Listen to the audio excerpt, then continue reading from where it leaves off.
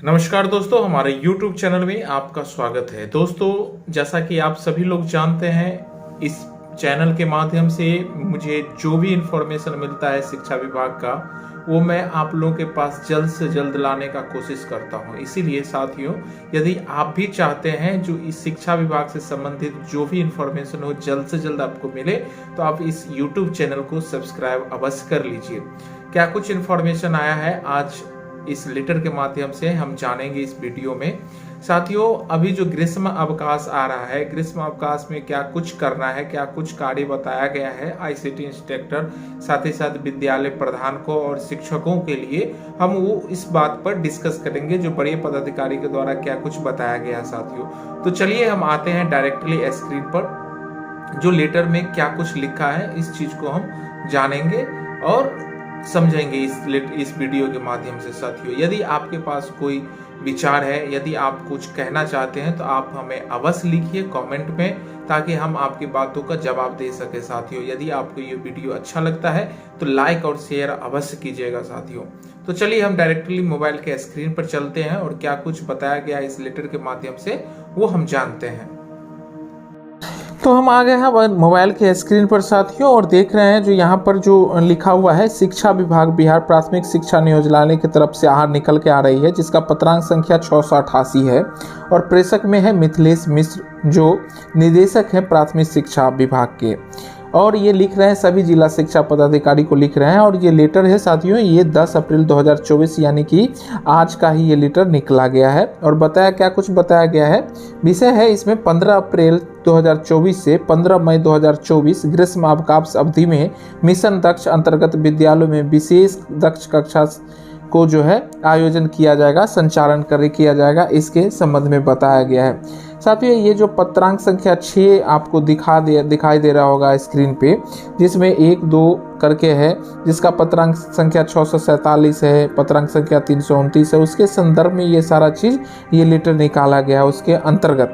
साथियों, ये लिख रहे हैं, महाशय, उपयुक्त प्रासंगिक विषय के संबंध में आप अवगत हैं कि 1 दिसंबर 2023 से कमजोर छात्रों के लिए मिशन दक्ष अंतर्गत कक्षा 3 से कक्षा 8 तक के हिंदी एवं अंग्रेजी एवं गणित के बुनियादी कौशल में मुख्य कमजोर छात्रों को चिन्हित कर विद्यालय के ही शिक्षकों द्वारा प्रत्येक कार्य दिवस को विद्यालय में नियमित कक्षा संचालन करने के उपरांत छोटे छोटे समूह में अलग से पढ़ाया जा रहा है। मिशन दक्ष के अंतर्गत जितने बच्चे थे, जो कमजोर बच्चे थे, उनको जो है हर शिक्षक के ऊपर 5-7 बच्चे को पढ़ाया जा रहा था, उसके बारे में बताया जा रहा है इस लेटर के माध्यम से। साथियों, आप यह भी अवगत हैं कि बिहार राज्य बच्चों के मुफ्त एवं अनिवार्य शिक्षा संशोधन नियमावली 2019 के उपनियम यानी कि कंडिका 1 में उल्लिखित है कि वार्षिक परीक्षा में कोई बच्चा अनुत्तीर्ण होता है तो ऐसे बच्चों को विशेष शिक्षण दी जाएगी एवं परीक्षा फल घोषित होने के 2 माह के भीतर पुनः परीक्षा री एग्जामिनेशन में सम्मिलित होने का उन्हें अवसर प्रदान किया जाता है। ऐसे बच्चे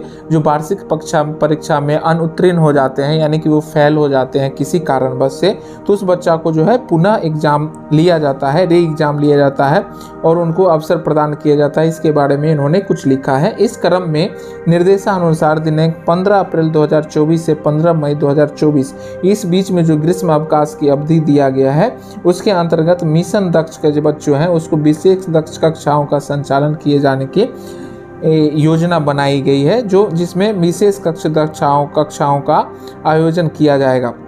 क्या कुछ उसमें कुछ नियम होंगे उसके बारे में हम जानते हैं। मिशन दक्ष से आच्छादित छात्रों के लिए विशेष कक्षा उपचारात्मक शिक्षण हेतु निम्न निर्देश दिए जाते हैं। कुछ निर्देश है जो हम पढ़ते हैं इस लेटर के माध्यम से। पहला निर्देश तो इनका ये है, जो 15 अप्रैल 2024 से 15 मई 2024 की अवधि में प्रत्येक कार्य दिवस को प्रातः 8 बजे से प्रातः 10 बजे तक विशेष कक्षा संचालित की जाएगी।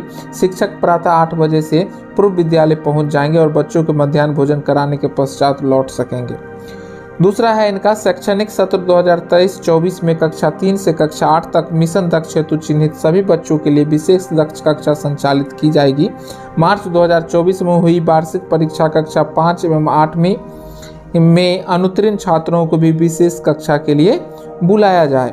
तीसरा इन्होंने लिखा है, तीसरा पॉइंट, मिशन दक्ष में चिन्हित बच्चों के अतिरिक्त अन्य इच्छुक बच्चे भी विषय कक्षा में भाग ले सकते हैं। मिशन दक्ष में जो चिन्हित बच्चे होंगे उनके उपरांत, उनके अलावा यदि कोई ऐसे बच्चे हैं जो इच्छा रखते हैं विषय कक्षा में भाग लेने के लिए, तो उनके लिए भी वेलकम रहेगा, वो भी पढ़ सकते हैं। चौथा पॉइंट इन्होंने लिखा है, 10 बजे के बाद बच्चों को मध्याह्न भोजन दिया जाएगा। इस हेतु निदेशक मध्याह्न भोजन योजना द्वारा अलग से निर्देश निर्गत किया जाएगा।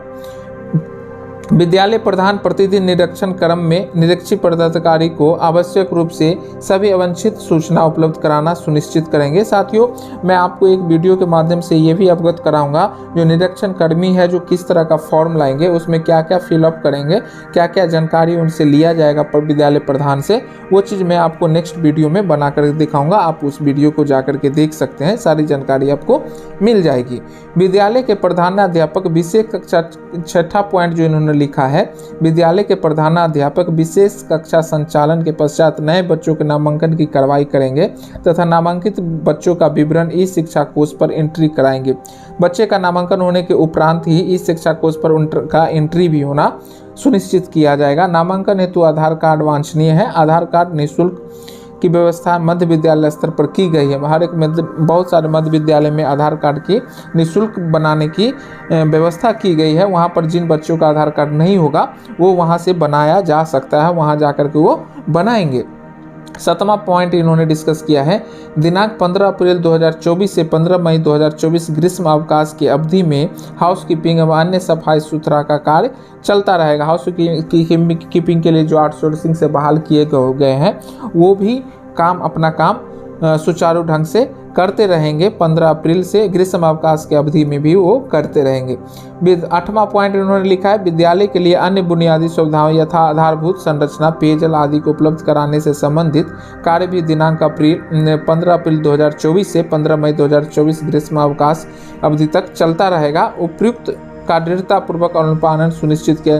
साथियों, यानी कि इसमें कोई ऐसा पॉइंट नहीं रह गया है जो वर्तमान समय में चल रहा है, वो सारा चीज़ ग्रीष्म अवकाश की अवधि में के अंतर्गत भी चल गया। एक तरह से यदि आप बोले तो इसको ग्रीष्म अवकाश नहीं भूल सकते हैं, क्योंकि ये सारा क्रियाकलाप जो है इस अवधि में करना ही है। जो जिस तरह से सभी शिक्षक आते थे उसी तरह से उनको आना ही है, लेकिन थोड़ा सा समय का चेंजेस हुआ है इसमें।